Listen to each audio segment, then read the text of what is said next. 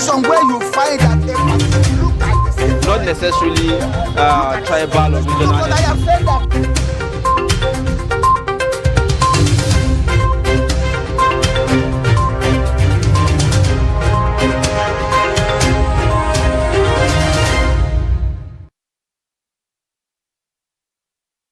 All right, welcome back to Daybreak on Trust Television. It is that segment where we bring you all the important headlines from the newspapers we have in the studio. And as usual, we'll begin with the Daily Trust.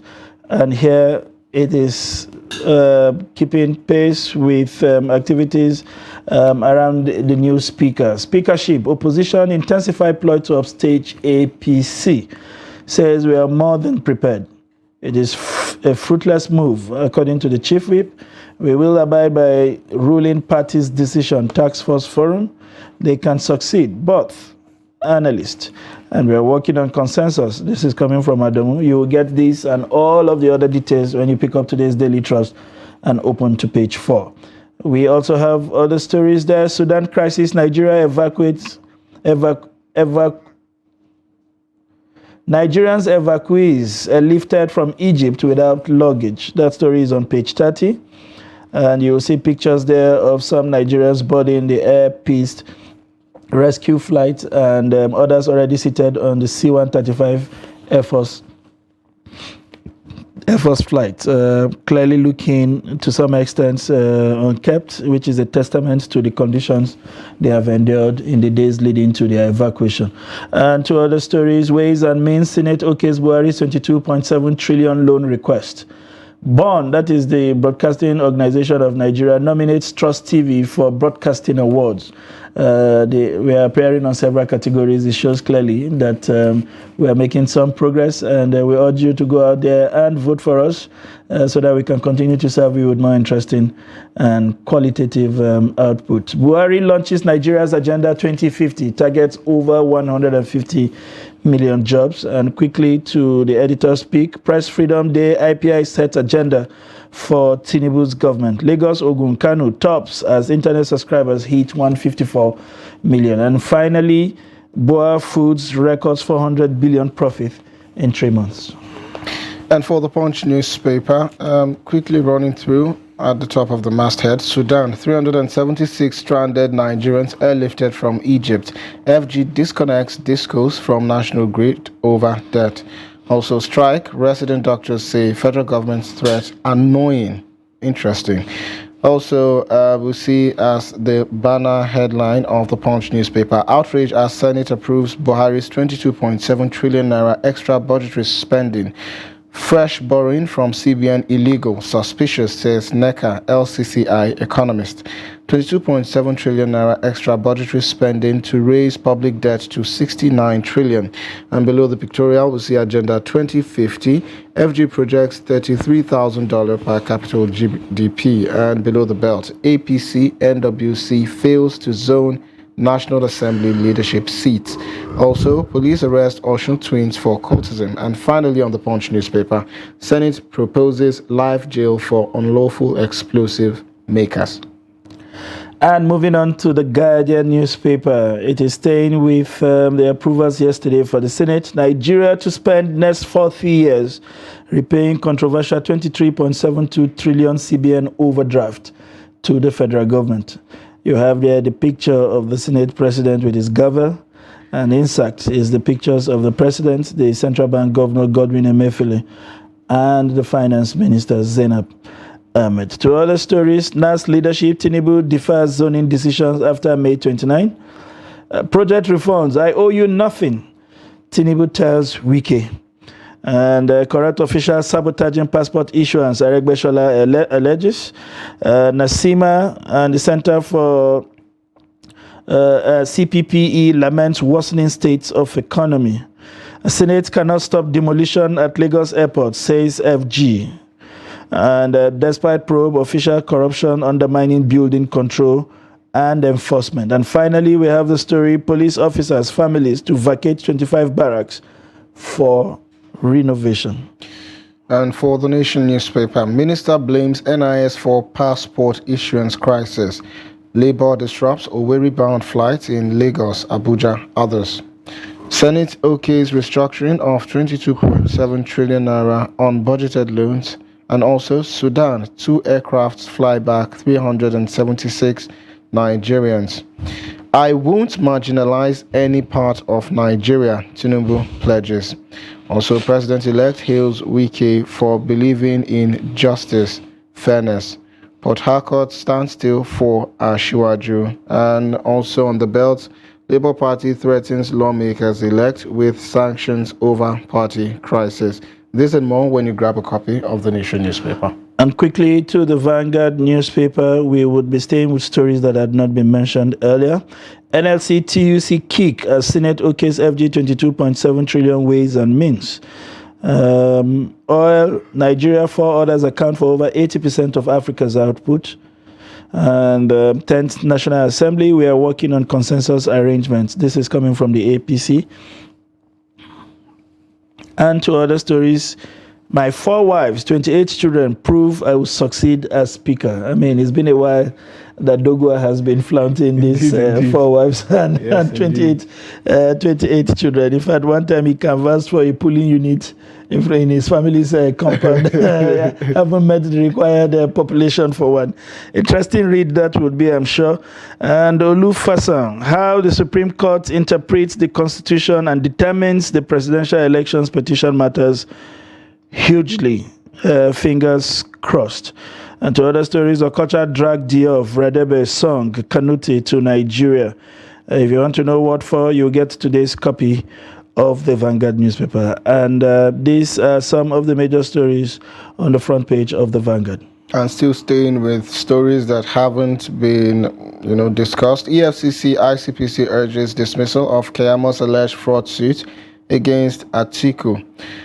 Okay, this one is here again. Tinubu to Wike, I owe you nothing. Fault request for project refund. Describes him as dependable ally. Rivers governor seeks amendment to procurement law. You're desperate for favor, accommodation. Shehu Sani blasts Wike. Well, this and more if you grab a copy of the This Day newspaper.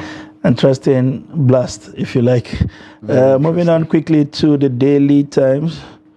INEC, Tinubu, Atiku, Obi get notices as tribunal open pre-hearing on Monday. And passengers stranded as Labour halts Owerri fight, short air peace operations in Lagos. Lawan Omo Agege under fire for plotting to alter Senate rules. And court strike at 1.8 billion corruption charges against Dasuki's aide and 8 others. And more players for the British court as Ekweremadu wife risks 10-year jail term. These are the major stories on the front page of the Daily Times. We now have joining us in the studio the editor-in-chief of Dateline newspaper, always prompt, always sharp, and always here. Malan Nasrallah, it's a pleasure to have you join us in the studio. Good morning. Thank you. Something in his spirit told him to do Anko with me again today. I don't know what that is. Someday we will probe that spirit, but it's okay. It's good. We will start. I mean, some of the papers have similar stories running across, and some of them have dwelled on other things. But what seemed to be, to have made most of the papers would be the evacuations of Nigerians from Egypt. Finally, after so many hues and cries and explanations and counter-explanations, some of them touched down yesterday. We understand somewhere in the region of 400. There is a whopping 4,600 hanging somewhere, we are not sure. But how does it feel to finally get some across? I mean, whether or not their luggages were brought across, the stories tell us how parents were contacted and they said, bring us our awards. That's what's important. That's what's important. But what do you make of the fact that we have been able to bring down some, and what's your impression of the other arrangements that are outstanding to bring out what appears to be the majority that are still hanging?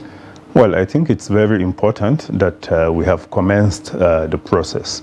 These are people that are actually coming from war situation. It's not as if they are coming back from Sudan, maybe from holidays or something like that. So, their family members certainly will be happy. And despite all the challenges, all the problems we have been experiencing since the commencement of the whole issue, I think what is important is the fact that we succeeded somehow in taking the people out of line of danger. So I think that's very important. So all the challenges that we have maybe shown, the authorities in charge should try and see that they don't stand in the way. And like I said, the families of those who have successfully returned, will be happy, because like I said, this is something that nobody will want to see anyone, having difficulties remaining in a country where the authorities, where the government has completely collapsed. So I congratulate those who have succeeded in returning. All right, so what are lessons that should be learned? I mean, this is just the first set, and we're still yet to get a full picture of the experiences. However, the government is saying that about 100,000 naira will be given to each and every, of the students who returned. But what are some of the lessons to learn in order to make this returning process more seamless? Well, like we keep saying, anything that has to do with Nigerian citizens, somehow the government, will appear, as if non-committal, so to say. So now that they are maybe talking in this light, we'll wait to see what will happen. But the lesson we should learn is the fact that every country, especially those who have their citizens in Sudan, they did their best to see that they are evacuated on time. And I didn't like the fact that, we had so many, we did more talking, than action actually when it started. So the lesson we should learn, I think, is for us to, approach these issues with all the seriousness that they deserve, because these are Nigerians and they also should be treated as Nigerians. All right. There is a part of this whole development that seemed to have escaped the conversation, largely because, as Nigerians, we were more concerned about the lives of Nigerians that were in imminent danger. But today, the Daily Trust did something noble. The editorial decided to pay attention on what is actually happening in Sudan. They may appear to be a different country, but we share common heritage. And we know how much this country suffered from the breakdown of law and order in Libya. There were proliferation of small arms in Nigeria, which further worsened the crisis we were suffering, especially from around the northern part of the country that traditionally had a trading route leading up to Libya. How important is it that, besides these evacuations, that our government and governments of the sub-Saharan Africa, intensify moves to find a way to calm frayed nerves in Sudan? Today, the Daily Trust is calling on the UN and the AU because it appears like nothing is really happening. We are just waiting for the real fight to take place, and whatever is left of what they have destroyed, and then we start talking about rebuilding and all that. How important is it that we move in and de-escalate the situation in Sudan? Well, I saw a story, I think this morning, the United Nations talking about the fact that the two warring factions, they have not shown any commitment to stopping the hostilities. And if you look at even how the thing started, it's all about egos, leaders, thinking more about their position than the fate of the people that they claim to lead. Because the army chief who, got the support of the RSF, somehow, because now they are talking about integrating the RSF members into the army. So he thinks that's something that is likely to see to the end of his reign. So because of that, people are now in danger simply because two people are fighting. And for Africa, especially, so many people around the world actually see us as one country, because what whatever happens in Sudan is likely to have implications not just on its immediate neighbors, but the entire continent as a whole.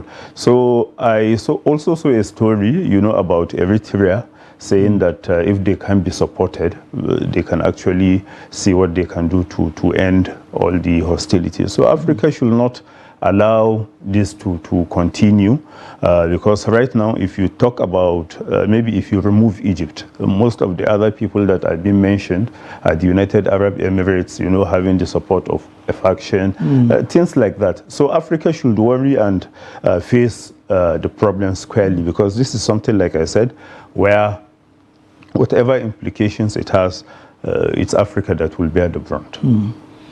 Okay, so we saw organizations like the EU as well as the UN weigh in when, you know, the Ukraine-Russia crisis started. Now, so far, it's seeming like the UN has been the one that has been doing so much of the talking. And we've not heard, even though ECOWAS is regional, I mean, we're all Africans, right? And also the AU not saying much about the situation. So, like Mr. Sunday asked earlier, do we have to wait till the situation deteriorates to a point where we have to start talking about building from the rubble before, you know, we as Africans rise up to actually address two warring factions? Because at the end of the day, from what we have read in the mainstream media, it just looks like two very powerful generals having, you know, something that went from a trade of words to now a full-blown war, and citizens' lives are currently in danger. Well, like we said, you know, Africa should face it squarely, because we have reached a stage where, you know, all the talks should end. And maybe if you talk about the European Union, I don't think the problem in Sudan will affect it in the same way what is happening in Ukraine, you know, with Russia, because if you look at... That's why I mentioned the African Union. We also have the African Union. We also have the African Union, but, you know, the problem is sometimes, because this is something that has to do with Africa, nobody wants to, like, stick his neck and maybe appear to be supporting one side or the other. But we have to face the reality. The two generals cannot be right at the same time. Certainly one is maybe, you know, causing the whole problem, or someone among them is actually the one, you know, frustrating all the efforts to make sure there is peace in the end. So we should have that strength of, you know, to face whoever is the problem. But like I said, because this is Africa, probably they are looking outside the continent to see somebody that will be seen as neutral, you know, and which is quite unfortunate. Now that we are already in this situation, honestly, we need to do all we can, you know, to see that we end it. Even this morning, you know, I also saw a report saying that one of the best known actresses in Sudan was actually caught in the crossfire and she was killed. So if you see, this is someone that is maybe quite famous, but so many people must have been killed along due to all right. hostilities. Moving away from Sudan and moving away from all the big stories, deservedly so, that made the front pages, I would like to focus on something that would appear to be, or that would project us in a way as being selfish, but we don't talk about ourselves. Yes, let's blow our heads. Enough. And that is that position that the Daily Trust gave us on the front page to talk about the Press Freedom Day and the IPI setting agenda for Tinubu's government. I was thinking the IPI would have first of all set agendas for media owners in Nigeria. Journalists are some of the most terribly treated in this climb. We go several months without salaries in some platform, needless to mention them, they know themselves. Terrible working conditions, pensions are not remitted. I mean, when you see veterans in this profession, you worry about where old age is going to take you because it doesn't look like a good place to be. The nation itself doesn't seem to appreciate how much that we have sacrificed, whether in blood or in sweat, to keep this nation afloat. The whole fight about stopping a third-term agenda was fought squarely at the media houses. And every time we have attempted to expose corruption, it is at the expense of our operations or even our lives. And when we check out, we check out miserably. I mean, you don't want to see those category of people they call veteran journalists.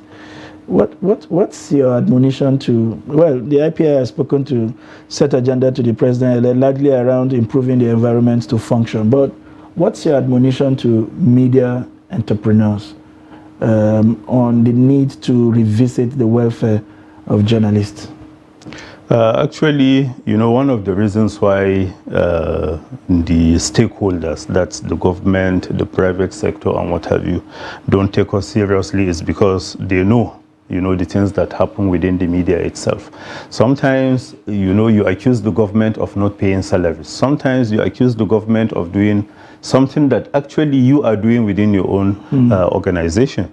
And I don't want to believe that all the things you hear, about the media. Yes, certainly there are challenges. The owners will complain about not having enough money, especially now that things are going online and what have you.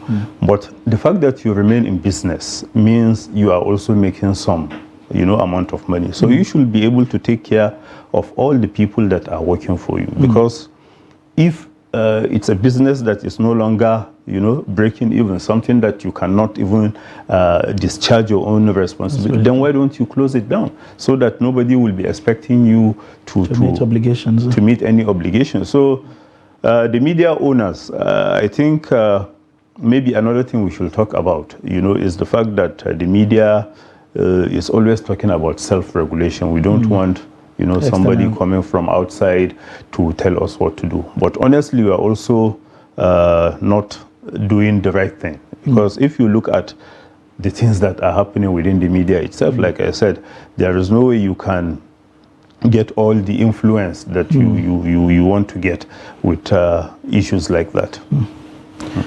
All right. Buhari launches Nigeria's Agenda 2050.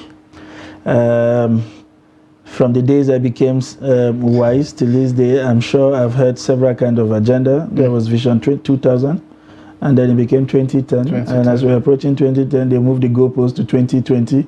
And we have gone past 2020, now we are talking 2050. By what time all the people who set out these plans may have checked out to the other side. The other side. Are we committed to the whole concept of setting agenda, or do we just enjoy basically having something to munch on? Because from now on, what you will see government ministries do is to take this phrase and infuse it in the speeches of all their principals. They'll say in line with the Vision 2050 and whatever. Is that all that this is to us? Do we understand the import of this kind of agenda, and how significant, or rather what relevance is there for a government that is on the exit road to be discussing this agenda? Shouldn't it have been something left to the incoming administration? And in addition to that, Sunday, you see, there's also this issue of, or the question rather, of whether these agendas after they've been set are, reevaluated or reevaluated, and then planned for a next agenda. So we just hear a Vision 2010, and when it's 2011, everybody just keeps mute. And then we set an agenda 2020. And when it's 2020, we all keep mute like nothing happened, and then we set another agenda. So is there a form of evaluation to see whether the agenda set was actually fulfilled to some extent? What were the things we were able to meet up with in the agenda, and what do we need to build upon, to make the next agenda more successful? Is that in place? Well, I think we are just launching all these agendas for launching's sake, because, like you said, what happened to all the previous agendas that we have had in this country? Personally, to me, I think it's about our leaders. Everybody wants to say, okay, this is the one that I started. Nobody is actually talking about the fact that those who, came up with something similar in the past, nothing happened. Because if you are talking about development, there are so many targets, and nobody is saying there is anything wrong with setting a target that you want to meet, within a certain period of time. But if you can key into all these sustainable development goals, so many things that are actually universal, and you are not talking about global village, whatever happens in Nigeria may have implication outside Nigeria, or things that are happening outside Nigeria having implications for Nigeria and the people living within Nigeria. So we shouldn't worry, we shouldn't concentrate all our energy in starting an agenda, launching all sorts of policy documents, when in reality we know that nobody will be there to even talk about implementing them. But then you also channel money. And maybe that's even the major concern of all those who are starting with all these agendas, so that maybe by the time they start them, they devote some money which they can feast on while the nation remains the way it is. Well, while it's very important to start an agenda, from what I understood, it's also very important to finish the agenda. Mr. Nasir Lawal, the editor-in-chief, Dateline Nigeria, thank you so much for joining us on Daybreak this morning to review and also share your thoughts on the headlines of national dailies. We'll now go on a quick break, and when we return at the top of the hour, we'll serve you more on Daybreak. Don't go anywhere.